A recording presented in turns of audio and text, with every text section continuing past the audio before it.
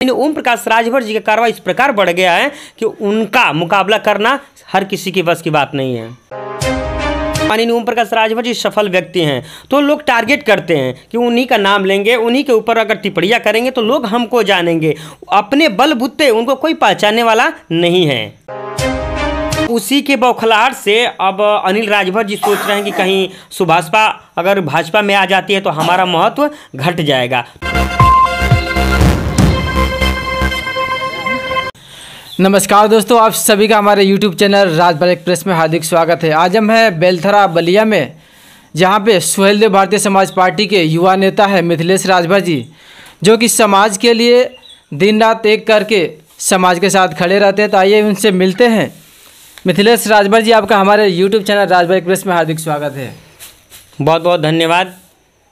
Sir, जानना चाहेंगे आपसे, आप समाज में जो भी प्रॉब्लम्स आती है आपको कैसे हैंडल करते हैं? देखिए, समस्या हर लोगों के जीवन में आता है और हर व्यक्ति समस्या से कैसे निजात मिले, हर लोग कठिनाई से लड़ना जानते हैं। तो जहाँ समस्या होती है हम लोग प्रयास करते हैं समस्या का निस्तारण किया जाए। जी, जानना चाहेंगे जो सुहेलदेव भारतीय समाज पार्टी का पटना में महारैली समाप्त हुआ, सावधान महायात्रा, उससे क्या बेनिफिट हुआ है समाज को? देखिए, समाज को बेनिफिट सिर्फ अगर समाज के पता ना किस समाज की आप बात कर रहे हैं, लेकिन इसमें सर्व समाज को हम लोगों ने सावधान करने का प्रयास किया है।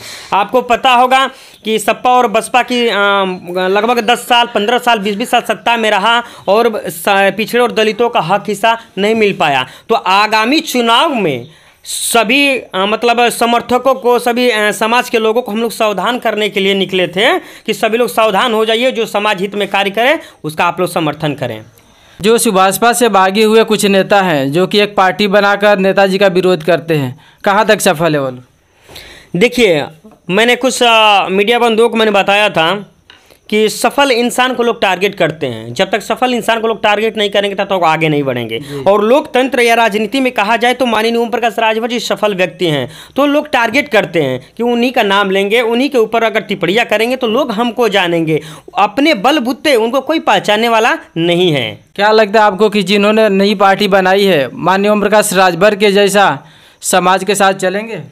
देखिए, बहुत पार्टियां बनी हैं, तो विभिन्न प्रकार की पार्टियां बनी है और ख़त्म हो गई है, लेकिन इस समय माननीय ओम प्रकाश राजभर जी का कार्रवाई इस प्रकार बढ़ गया है कि उनका मुकाबला करना हर किसी की बस की बात नहीं है। भाजपा में कैबिनेट मंत्री हैं, वो सिर्फ माननीय ओम प्रकाश राजभर को विरोध करने के लिए मीडिया पे आते हैं। समाज के लिए उन्होंने क्या किया है? देखिए, वो समाज हित में अगर कहा जाए तो अभी उन्होंने कुछ किया नहीं है और ना वो कर पाएंगे आगे। और जहाँ तक कैबिनेट मंत्री की बात कर रहे हैं, मैं हल्दीरामपुर ग्राम सभा से बिलोंग करता हूँ और यहीं पे वो कैबिनेट मंत्री और जनपद बलिया के प्रभारी थे। और उन्होंने जो यहाँ हल्दीरामपुर में एक पुल है जिनका 2 बार उन्होंने निरीक्षण किया, वो आज तक बना नहीं और अंततः वो प्रयागराज के प्रभारी बना दिए गए।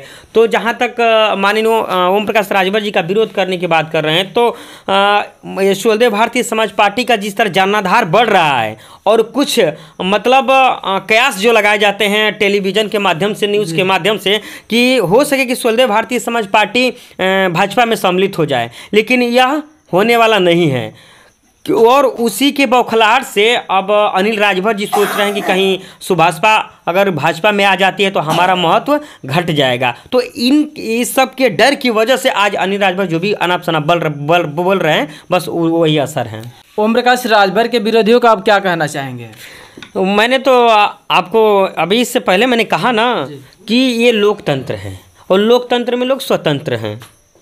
लोकतंत्र में लोग स्वतंत्र हैं, लोग विरोध करते हैं, क्योंकि जो सफल इंसान होता है उसी का विरोध होता है, जो कर्म करता है उसी का विरोध होता है, उसी का चर्चा होता है। तो ये कोई बड़ी बात नहीं है। ओम प्रकाश राजभर जी की नीतियों को आप अदर स्टेट में जाके, अदर जिले में जाकर आप बताते हैं जी। सपोज अगर आपको ओम प्रकाश राजभर जी किसी कारणवश निकाल देते, क्या आप भी उनका विरोध करेंगे? देखिए, कोई भी दल किसी को निकालता नहीं है और जो बागी होते हैं या तो पार्टी के सिद्धांत और विचारों पर खरा उतर न पाने के कारण लोग बागी होते हैं, या कुछ लोग बागी होते हैं अपना सिर्फ स्वार्थ सिद्ध करने के लिए। तो आज सुहेलदेव भारतीय समाज पार्टी की जो विचारधारा 27 अक्टूबर 2002 को थी, आज वही विचारधारा आज भी है। तो ये मतलब बागी होने का कोई मतलब या मतलब कोई चांस ही नहीं बन रहा है, क्योंकि पार्टी का सिद्धांत और विचारधारा आज भी वही है जो माननीय ओम प्रकाश राजभर जी शोषित वंचितों और पिछड़ा दलित और अल्पसंख्यकों की जिस प्रकार हक हिस्सा और मान सम्मान की बात करते हैं, वो हमेशा करते रहेंगे। कुछ लोग विरोध करते हैं, रीजन क्या होता है? जब नेताजी इतने समाज में काम कर रहे हैं तो क्यों लोग विरोध कर रहे हैं? मैंने अभी तो कहा है ना कि विरोध और बागी लोग तब होते हैं जब अपना स्वार्थ सिद्ध करना होता है। तो कुछ लोग ऐसे भी हैं जो अपना स्वार्थ सिद्ध नहीं कर पाते हैं, वो कहीं और जो है कि सिद्ध करने का प्रयास करने के लिए वो लोग चले जाते हैं। तो ये कोई बड़ी बात नहीं है। सर, आपसे जानना चाहेंगे, आप आने वाले समय में चुनाव लड़ना चाहेंगे अगर आपको मौका मिले तो? देखिए, राजनीति में बहुत ऐसे लोग हैं जो माननीय ओम प्रकाश राजभर जी की विचारधारा ही ऐसा है कि आगे चल के भविष्य में उस समाज का भला हो सके। हर व्यक्ति चुनाव लड़ना के लिए राजनीति में नहीं आता है।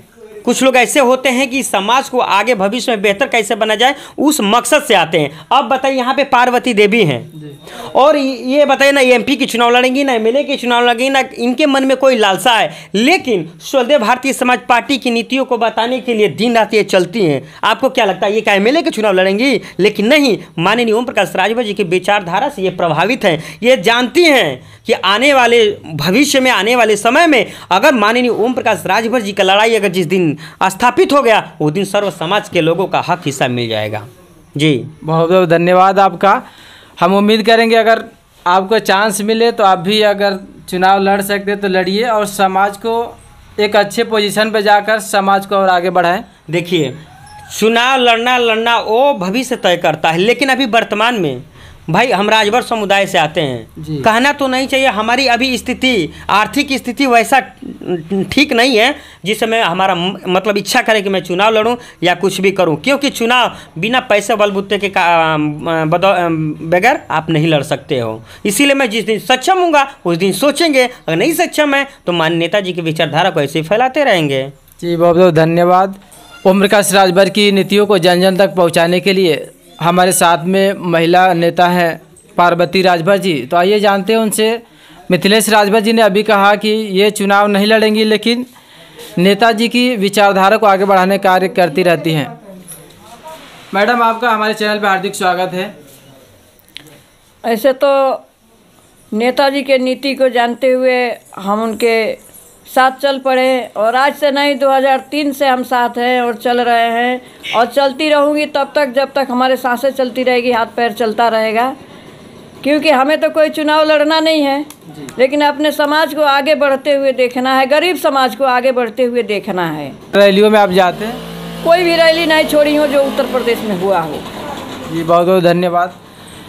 देखिए श्रोताओं, बता दूँ आपको, समाज में जितने भी एक्टिव लोग हैं जो माननीय ओम प्रकाश राजभर की विचारधारा को फैलाते हैं, जहाँ भी कार्यक्रम होता है लोग जाते हैं, एक दूसरे को माननीय ओम प्रकाश राजभर की नीतियाँ बताते हैं और माननीय ओम प्रकाश राजभर के मिशन को सक्सेस बनाना चाहते हैं। मिथिलेश राजभर जी को बहुत बहुत धन्यवाद देंगे कि इन्होंने अपना कीमती समय दिया।